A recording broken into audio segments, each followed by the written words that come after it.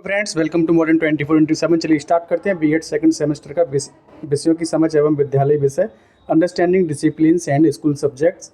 तो राजा महेंद्र प्रताप सिंह यूनिवर्सिटी और साथ ही डॉक्टर भीमराव अम्बेडकर यूनिवर्सिटी के स्टूडेंट्स भी देख सकते हैं, क्योंकि आप लोगों की एग्जाम की डेट शीट आ गई जो कि मैंने चैनल पे अपलोड कर रखी है। 20 मई से आप लोगों का एग्जाम है। तो ये जो मैंने क्वेश्चन लिए हुए हैं जो बार बार एग्जाम में पूछे जाते हैं, उन्हीं प्रश्नोत्तरों को मैंने लिया है। सब्सक्राइब कर दीजिए और बेल आइकन को प्रेस कर दीजिए अगर चैनल पे फर्स्ट टाइम विजिट किए हैं तो। अगर चैनल को सब्सक्राइब कर रखा है तो बहुत बहुत धन्यवाद। क्वेश्चन नंबर पहला है, डिसिप्लिन शब्द की उत्पत्ति किस शब्द से हुई है? तो ये हुई है डिसाइपल और डिसिप्लिना, दोनों से हुई है। नेक्स्ट है, ज्ञान सर्वोच्च गुण है, यह परिभाषा किसकी है? तो यह परिभाषा सुकरात की है। एक साधन हेतु ज्ञान का प्रयोग किया जाता है। अधिगम हेतु, बोध हेतु और प्रयोग हेतु, तीनों के लिए ही किया जाता है। ये क्वेश्चन ऐसे हैं जो कि हर बार एग्जाम में पूछे जाते हैं। तो आप अपनी तैयारी तो कर ही रहे होंगे और भी चैनलों पे प्रैक्टिस सेट आपके चल रहे होंगे, तो ये इस चैनल पे भी देखिए आपको इन प्रैक्टिस सेट से कितना लाभ पहुंचता है। नेक्स्ट है, अनुशासन का प्रकार नहीं है। राइट आंसर हो जाएगा विद्यालय विषय। बाकी अंतः विषय, बहु विषय और ट्रांस विषय, ये सभी क्या हैं? अनुशासन के प्रकार हैं। विद्यालय विषय अनुशासन का प्रकार नहीं है। बालक मनुष्य का पिता होता है, यह कथन किसका है? तो यह कथन है विलियम वर्ड्सवर्थ का। नेक्स्ट है, प्रारंभिक बाल्यावस्था के 2-3 वर्षों में किस बात का अभ्यास कराया जाता है? तो बोध का और आत्मविश्वास दोनों का अभ्यास कराया जाता है प्राथमिक यानी प्रारंभिक बाल्यावस्था के 2 से 3 सालों के अंदर। उद्देश्य एक पहले सोचा हुआ लक्ष्य है जो कुछ सरगर्मी या चालाक व्यवहार को एक दिशा प्रदान करता है, यह कथन किसका है? तो यह कथन है जॉन डीवी का। भ्रमण विधि है। भ्रमण विधि क्या है? बाल केंद्रित भी है, प्रकृति के प्रति आकर्षित होने वाली भी है और अर्जित ज्ञान वाली भी है। ये सभी हो जाएंगे राइट आंसर। जॉन डीवी ने बच्चों की रुचियों को कितने भागों में बांटा है? तो बच्चों की रुचियों को बांटा है 4 भागों में। किसने? जॉन डीवी ने। शिक्षा किस प्रकार के उत्थान का मुख्य साधन है? तो व्यक्ति, समाज और राष्ट्र, इन सभी के उत्थान का मुख्य साधन है। शिक्षक के लिए अनुशासन का महत्व है शैक्षिक समस्याओं के समाधान की योग्यता, शिक्षण कला में प्रभावशीलता, प्रभावी शिक्षण अधिगम प्रक्रिया का विकास। तो उपरोक्त सभी में अनुशासन का महत्व है शिक्षक के लिए। अनुशासन विषयों के प्रकार हैं, तो मूल अनुशासन, ट्रांस विषयी और अंतः विषयी, ये सभी हो जाएंगे राइट आंसर। कोर पाठ्यचर्या में किन विषयों को अनिवार्य रूप से स्थान दिया गया है? तो देखिए, स्वास्थ्य शिक्षा एवं सामाजिक प्रशिक्षण, कला संगीत एवं प्रयोगात्मक कार्य और विज्ञान, ये सभी क्या हैं? कोर पाठ्यचर्या में अनिवार्य रूप से स्थान दिए जाने वाले विषय हैं। नेक्स्ट, आधुनिक विचारधारा अध्ययन के विभिन्न क्षेत्रों के विद्वान अंतर विद्याध्ययन के पक्ष में है, कथन किसका है? तो यह कथन है ब्रूवेकर का। समेकित दृष्टिकोण का आधार है ज्ञान को इकाई मानना, राष्ट्रीय लक्ष्यों की प्राप्ति और शैक्षिक सुधार, ये सभी हो जाएंगे राइट आंसर। अनुशासन के वर्गीकरण के परंपरागत आधार में शामिल विषय वर्ग हैं प्राकृतिक विज्ञान, सामाजिक विज्ञान और मानविकी वर्ग, ये सभी क्या हैं? अनुशासन के वर्गीकरण के परंपरागत आधार में शामिल विषय वर्ग हैं। अनुशासन के वर्गीकरण के परंपरागत आधार पर कितने अनुशासित क्षेत्र निकलते हैं? तो 3 अनुशासित क्षेत्र निकलते हैं। विगलन ने अनुशासन को कितने आयामों के आधार पर वर्गीकृत किया है? राइट आंसर हो जाएगा ऑप्शन नंबर 3। अभी तो मैं एमसीक्यू करा रहा हूँ, लेकिन इस वाली बैच से जो आपका बीएड एंट्रेंस वाले जो बच्चे हैं, अभी इनका बीएड एंट्रेंस होगा। अब मैं बीएड फर्स्ट सेमेस्टर से थ्योरी वाली क्लासें भी चलाऊंगा, उसमें आपका पूरा कॉन्सेप्ट क्लियर होगा। जो भी आपका यूनिट 4 है तो चारों यूनिटों के जो भी आपके थ्योरी रहेगी, जो भी कॉन्सेप्ट रहेगा, चाहे थांडाइक हो, पावलाव हो, कोहलर हो, उनकी स्टोरी वगैरह जो भी है वो भी सब डिस्कस करी जाएगी चैनल के माध्यम से। तो अगर नए बच्चे देख रहे हैं तो वो भी चैनल को सब्सक्राइब कर सकते हैं। स्ट्रक्चर ऑफ डिसिप्लिन के लेखक हैं ब्रूनर। विज्ञान विषय से संबंधित होता है। देखिए, केमिस्ट्री, भौतिकी और जीव विज्ञान सभी से होता है। वाणिज्य विषय से संबंधित होता है। देखिए, वाणिज्य से, अर्थशास्त्र और वाणिज्य प्रयोग से, इन सभी से होता है। गणित एक ऐसा विषय है जिसमें हम यह भी नहीं जानते कि हम किसके बारे में बात कर रहे हैं, और ना ही हमें जान पाते हैं कि हम जो कर रहे हैं वह सत्य है। किसने कहा है? ये कहा है बर्ट्रैंड रसेल ने। समाज में आर्थिक क्रियाओं को कितने भागों में बांटा जा सकता है? राइट आंसर हो जाएगा 5।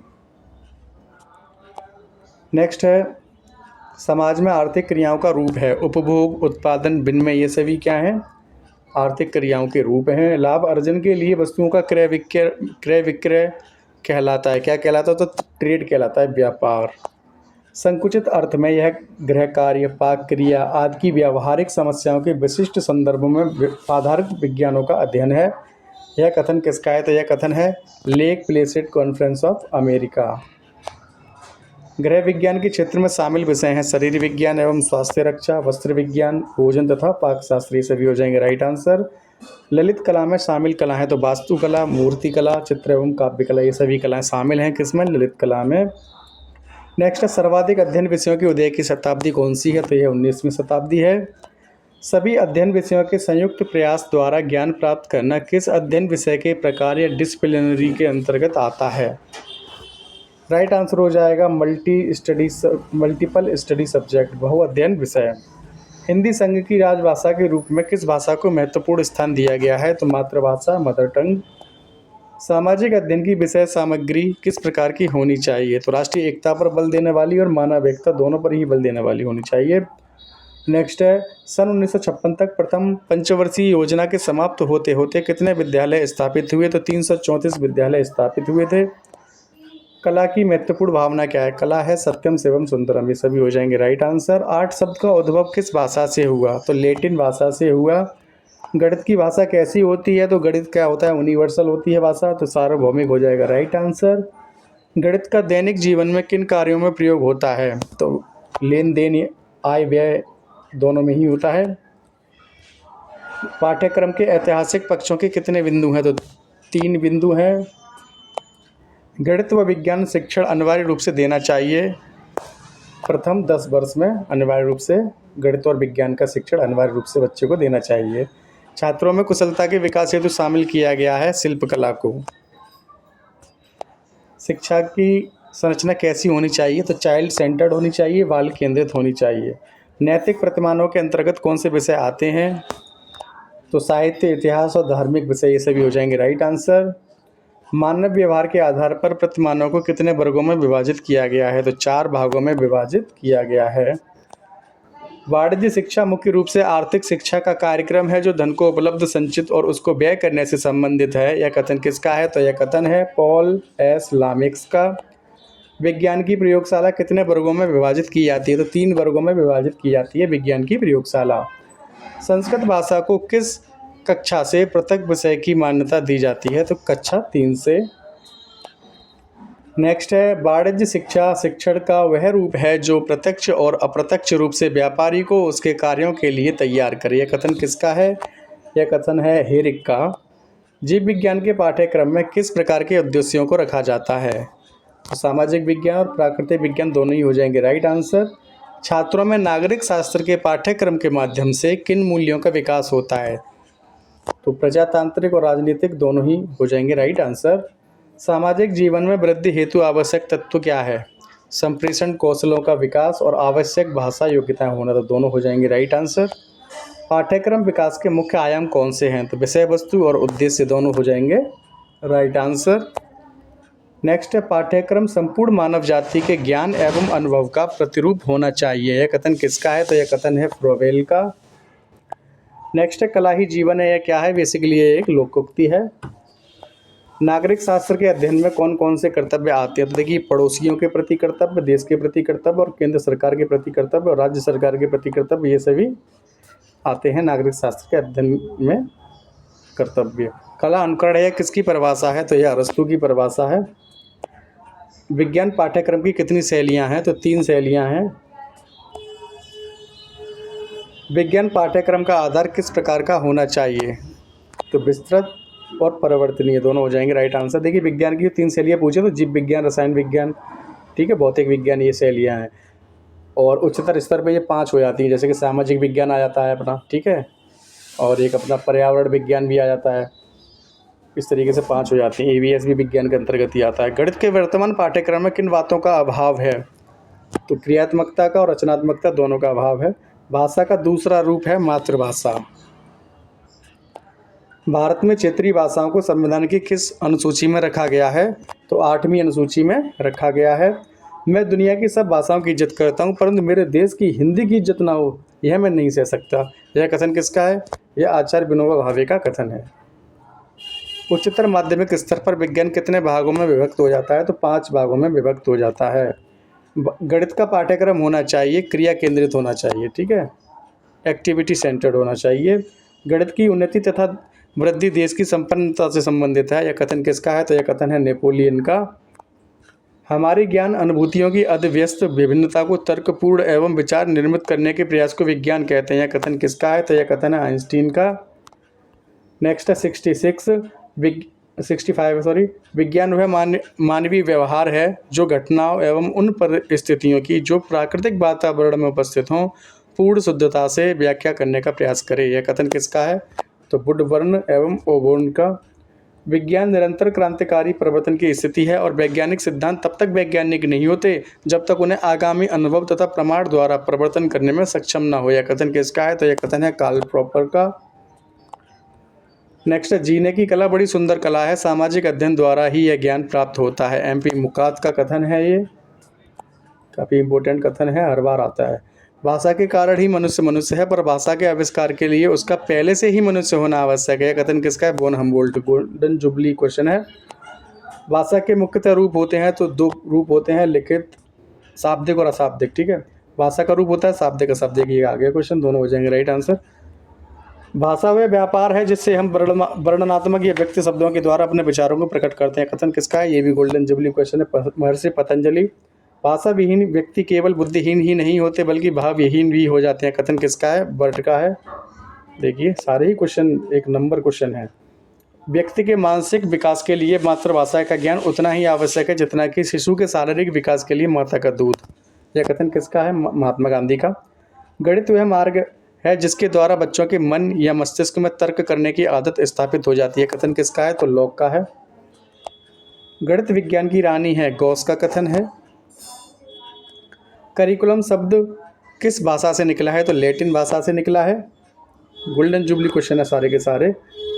क्यूरियस शब्द का शाब्दिक अर्थ है, ये तो हर बार आता ही आता है और एक नहीं 2-3 पेपरों में आ जाता है ये क्वेश्चन। दौड़ का मैदान कहते हैं, क्यूरियस शब्द का शाब्दिक अर्थ है दौड़ का मैदान। चैनल पे नए हैं, चैनल को सब्सक्राइब जरूर कर लीजिएगा, बेल आइकन को प्रेस भी कर दीजिएगा जिससे कि आने वाली वीडियोस की नोटिफिकेशन मिलती रहे। आप लोगों के लिए बहुत मेहनत की जा रही है, तो कम से कम आप चैनल को सब्सक्राइब तो ज़रूर करिएगा और लाइक करिएगा, कमेंट ज़रूर करिएगा। पाठ्यक्रम पर्यावरण में होने वाली क्रियाओं का योग है, कथन किसका है? तो यह कथन है एनन का। काफ़ी इंपॉर्टेंट क्वेश्चन है ये। पाठ्यक्रम की सर्वाधिक लोकप्रिय परिभाषा किसकी है? तो कनिंघम की परिभाषा है। अभी आपको लग रहा होगा बीच में क्वेश्चन आए थे कि कैसे बोरिंग क्वेश्चन है, ठीक है, अब देखो अब आया ना, सब लिया हूँ मैं, हर टाइप का क्वेश्चन है। पाठ्यक्रम की भाषा क्या होनी चाहिए? तो मदर टंग हो जाएगा राइट आंसर, मातृभाषा होनी चाहिए पाठ्यक्रम की भाषा। पाठ्यक्रम समाज की प्रवृत्ति यानी ट्रेंड को प्रतिबिंबित करता है। पाठ्यक्रम के माध्यम से समाज में किसकी पूर्ति होनी चाहिए? तो आवश्यकता आकांक्षा दोनों की पूर्ति होनी चाहिए, आकांक्षाओं की होनी चाहिए, आकांक्षा की नहीं। पाठ्यक्रम निर्माण द्वारा प्राप्त किए जाते हैं शिक्षा के उद्देश्य, शिक्षा अध्यापक कार्य और शिक्षण कार्य सभी हो जाएंगे राइट आंसर। विद्यालय पाठ्यक्रम का कार्य होता है मानवीय ज्ञान व रुचियों का कार्य। नेक्स्ट है परंपरागत पाठ्यक्रम के दोष हैं। देखिए परंपरागत पाठ्यक्रम में क्या होता है, पुस्तकीय ज्ञान पर बल दिया जाता है, ज़्यादा विषय केंद्रित नहीं होते हैं, ठीक है, तो उपरोक्त सभी हो जाएंगे राइट, सॉरी दोनों हो जाएंगे और राइट आंसर। पाठ्यक्रम संगठन के मुख्य उपागम कौन से हैं? तो बाल केंद्रित शिक्षा और अनुशासन केंद्रित शिक्षा और दोनों राइट हो जाएंगे। रचनात्मक या निर्माणात्मक मूल्यांकन किस प्रकार की प्रक्रिया का प्रयोग करता है? तो पुनर्निवेश और समायोजन दोनों हो जाएंगे राइट आंसर। नेक्स्ट है पाठ्यक्रम की प्रवृत्ति क्या है? तो परिवर्तित होता रहता है पाठ्यक्रम, विकसित भी होता है, तो दोनों ही हो जाएंगे राइट आंसर। पाठ्यक्रम किस तरह के पर्यावरण के घटकों के विषय में जागरूकता, पर्यावरण नहीं वातावरण है, ठीक है, पाठ्यक्रम किस तरह के वातावरण के घटकों के विषय में जागरूकता प्रदान करता है? राइट आंसर हो जाएगा भौतिक एवं सामाजिक दोनों। पाठ्यक्रम में किन तत्वों का समावेश रहता है? ज्ञान का, दक्षता का, रुचि का, तो राइट आंसर हो जाएगा ज्ञान का और दक्षता का, तो और दोनों हो जाएंगे राइट आंसर। सामान्य शिक्षण के लिए पाठ्यक्रम में इतना महत्वपूर्ण विषय जितना कि सामाजिक अध्ययन। सामान्य शिक्षण के लिए पाठ्यक्रम में इतना महत्वपूर्ण विषय है जितना कि सामाजिक अध्ययन। यह कथन किसका है? यह कथन है प्रोफेसर ईटवुड का। पाठ्यक्रम निर्माण करते समय बच्चों की किन बातों का ध्यान रखना चाहिए? उनके मानसिक स्तर का और उनकी मैच्योरिटी लेवल का, यानी परिपक्वता का। दोनों हो जाएंगे राइट आंसर। पाठ्यक्रम के प्रारूपों के कितने भाग हैं? तो 4 भाग हैं। प्लेटो ने पाठ्यक्रम का मुख्य लक्ष्य क्या माना? तो सत्यम शिवम सुंदरम, ये प्लेटो ने ही माना था। पाठ्यक्रम पर्यावरण में होने वाली क्रियाओं का योग है, किसका कथन है? तो ये एनन का कथन है। रॉस के अनुसार पाठ्यक्रम में कितनी क्रियाओं को रखा जाता है? तो 2 क्रियाओं को रखा जाता है। पाठ्यक्रम बालक के किस जीवन से संबंधित होता है? सामाजिक, व्यवहारिक, दोनों हो जाएंगे राइट आंसर। अध्यापक में कौन से गुण पाठ्यक्रम व्यवहार को प्रभावित करते हैं? तो उनकी पसंद और उनकी प्रमुखता, लाइकिंग एंड प्रेफरेंस, दोनों हो जाएंगे राइट आंसर। छात्र केंद्रित पाठ्यक्रम वह है जो समग्र और पूर्णतः रूप से सीखने वाले में निहित है। यह परिभाषा किसकी है? तो ये परिभाषा है जेम्स एम ली की। पाठ्यक्रम पुनर्संरचना का प्रथम प्रयास किस सन में किया गया? तो 1937 में किया गया था और ये शतक लग गया है। पाठ्यक्रम किस तरह की अवधारणा है? तो व्यापक या बृहद, दोनों ही हो जाएंगे राइट आंसर। चैनल को सब्सक्राइब कर लीजिएगा। मिलते हैं नेक्स्ट वीडियो में। ठीक है, ये 100 क्वेश्चन मैंने करा दिए MCQ। आपके 100 क्वेश्चन और आएंगे इसके। BD 202 understanding discipline in school subjects. Channel पे नए हैं, एक बार फिर से कह रहा हूँ, सब्सक्राइब जरूर कर लीजिएगा एंड बेल आइकन को प्रेस कर दीजिएगा। Thanks for watching. मिलते हैं नेक्स्ट वीडियो में। Good night.